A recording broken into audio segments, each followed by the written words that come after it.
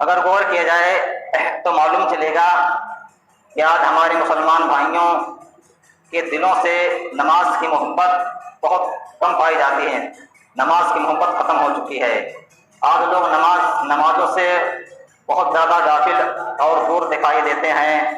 اذان ہوتی ہے، اپنے کاروبار میں دکان میں رہتے ہیں، بیٹھے رہتے ہیں، چوراہوں پر رہتے ہیں، اذان سن کر کے انسن ہو جاتے ہیں، لیکن مسجد کی طرف قدم نہیں بڑھاتے ہیں اور اپنے کاروبار میں لگے رہتے ہیں، ذرا بھی نماز کی فکر نہیں ہوتی ہے۔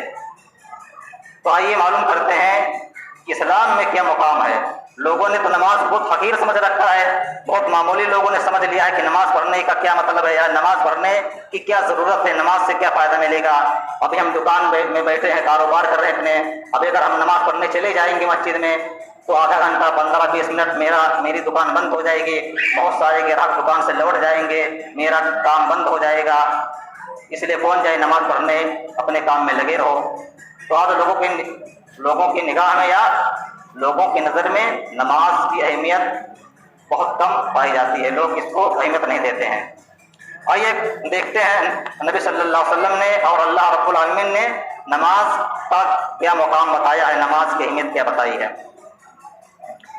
اللہ رب العالمین نے بیان کیا سورہ ذاریات کے اندر، سورۃ نمبر 51 ہے، پارہ نمبر 27، پارے کا نام ہے قال فما خطبكم ايها المرسلون وما خلقت الجن والانس الا ليعبدون۔ ہم نے اس کائنات کے اندر، اس دنیا کے اندر انسانوں کو، تمام جناتوں کو صرف اور صرف اسی مقصد سے پیدا کیا ہے تاکہ وہ میری عبادت کریں۔ وما اريد منهم من رزق وما اريد ان يطعمون، اور میں ان سے، انسانوں سے، جناتوں سے میں نہ تو یہ چاہتا ہوں کہ وہ مجھے کھانا کھلائے اور نہ یہ چاہتا ہوں کہ مجھے روزی دیں۔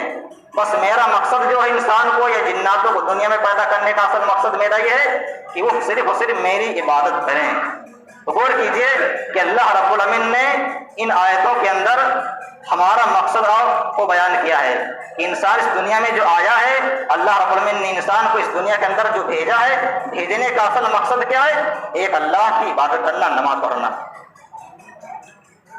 اسی طریقے سے حضرت اللہ رب العالمین نے ایک بار حضرت ابراہیم علیہ السلام کا امتحان لینا چاہا، تو حضرت ابراہیم علیہ السلام کو حکم دیا کہ آپ اپنی بیوی کو اور اپنی اولاد کو، بیٹے کو حضرت اسماعیل علیہ السلام کو لے جا کر کے مکہ وادی میں جا کر کے چھوڑ کے چلے آئیے، جہاں کوئی نہیں رہتا، بستا ہے، سنسان ہے، کوئی چرند پرند نہیں، کوئی انسان نہیں رہتا، وہاں لے جا کر کے آپ اپنے اولاد کو، اپنی بیوی کو چھوڑ آئیے۔ یہ اللہ رب العالمین نے ایک بار حضرت ابراہیم علیہ السلام کا امتحان لینا چاہا، تو ابراہیم علیہ السلام اللہ رب العالمین کی اس فرمان پر یا اس حکم پر تیار ہو گئے اور لے جا کر کے اپنی بیوی کو، اپنے بال بچے کو وہاں چھوڑ کر کے چلے آئے۔ پھر جب وہاں سے رخصت ہونے لگے، آنے لگے، تو حضرت ابراہیم علیہ السلام نے اللہ سے دعا مانگی۔ کون سی دعا کی ہے؟ اللہ رب العالمین نے اس کا ذکر سورہ ابراہیم کے اندر کیا ہے، سورۃ نمبر 14 ہے، پارہ نمبر 13، پارے کا نام ہے وما ابرئ نفسی ان النفس لامارۃ بالسوء۔ حضرت ابراہیم علیہ السلام یہ دعا کرتے ہیں، رب انی اسکنت من ذریتی بواد غیر ذی زرع عند بیتک المحرم۔ اے اللہ رب العالمین، اے ہمارے پروردگار، ہم نے اپنی بیوی کو، اپنے آل اولاد کو لا کر کے تیرے بابرکت محترم گھر کے پاس بسا دیا ہے، لیقیموا الصلاۃ، تاکہ یہ نماز قائم کریں۔ غور کیجئے، اللہ رب العالمین ابراہیم علیہ السلام نے اپنے اولاد کو لے جا کر کے وہاں بسا دیا اور اصل مقصد کیا بیان کیا؟ ربنا لیقیموا الصلاۃ، اے اللہ رب العالمین، ہم نے اپنے بیوی کو، اپنے بال بچوں کو لے جا کر کے تیرے مبارک جگہ، مبارک گھر کے پاس بسا دیا ہے، اس مقصد سے بتایا ہے تاکہ یہ نماز قائم کریں، نماز ادا کریں۔ تو اس سے بھی نماز کی اہمیت معلوم ہوتی ہے۔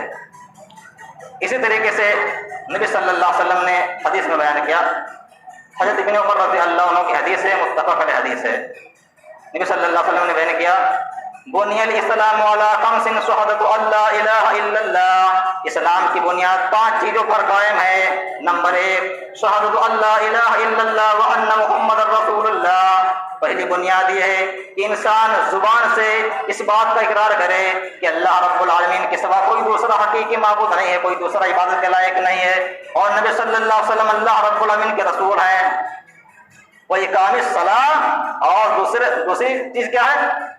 نماز قائم کرے، وہ ایتاء الزکات، زکات دے تیسرے نمبر پہ، چوتھے نمبر پہ فرمایا وہ ایتاء الزکات والحج، حج ادا کرے، اگر اللہ نے طاقت قوت دی ہے تو حج بھی کرے، وصوم رمضان، اور رمضان کے روزے رکھے۔ نبی صلی اللہ علیہ وسلم نے اس حدیث میں اسلام کی 5 بنیادیں بتائی ہے کہ اسلام کی بنیاد 5 چیزوں پر قائم ہے، اور ان میں سے سب سے پہلے کلمہ پڑھ لینا ہے، پھر کلمہ پڑھ لینے کے بعد میں 4 چیزوں کا حکم دیا ہے، اور ان 4 چیزوں میں سے سب سے پہلے نماز کا حکم دیا ہے۔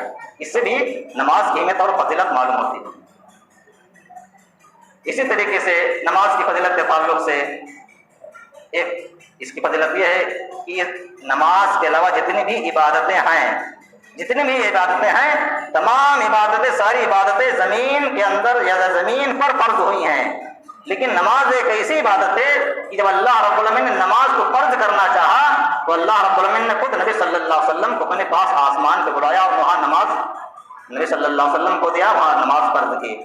تو اس سے بھی نماز کی اہمیت و فضیلت معلوم ہوتی ہے۔ ساری عبادتیں زمین پہ فرض ہوئی لیکن نماز آسمان پہ فرض ہوئی۔